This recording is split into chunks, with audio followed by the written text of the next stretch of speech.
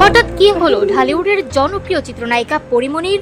সামাজিক মাধ্যমে তার প্রকাশ করা দুটি ভিডিও এখন ভক্তদের মধ্যে উদ্বেগের কারণ। হাসি মুখে ভিডিও শেয়ার করলেও বাস্তবতা যেন মোটেও সুখের নয়, কারণ এবার হুইল চেয়ারে বসে থাকতে দেখা গেল এই আলোচিত অভিনেত্রীকে। শুক্রবার নিজের সামাজিক যোগাযোগ মাধ্যমে পরীমনি প্রথমে একটি ভিডিও প্রকাশ করেন। সেখানে দেখা যায় তার বাম পায়ে প্লাস্টার করা। ভিডিওর ক্যাপশনে অবশ্য মজার ছলে লিখেছেন, ঠ্যাঙে নজর লেগেছে। কিন্তু সেই হাস্যরস ভক্তদের উদ্বেগ একটুও কমাতে পারেনি। এর কিছুক্ষণ পর আরও একটি ভিডিও পোস্ট করেন তিনি। এবার দেখা যায় প্লাস্টার করা পা নিয়ে হুইল চেয়ারে বসে আছেন পরীমনি। ভিডিওটি দেখে অনেকেরই ধারণা এটি কোনো হাসপাতালেই ধারণ করা হয়েছে।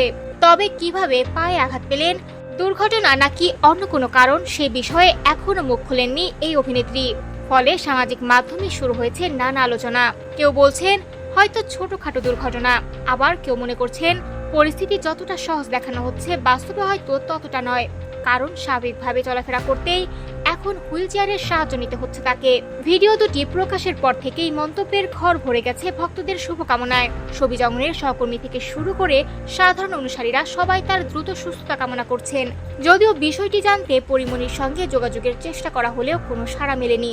এদিকে আগামীকাল মাঠে নামছে পরীমনির প্রিয় ফুটবল দল আর্জেন্টিনা। তো সেই বহুল প্রতীক্ষিত ম্যাচের আগেই পায়ে চোট পেয়ে হুইল চেয়ারে বসতে হলো এই নায়িকাকে।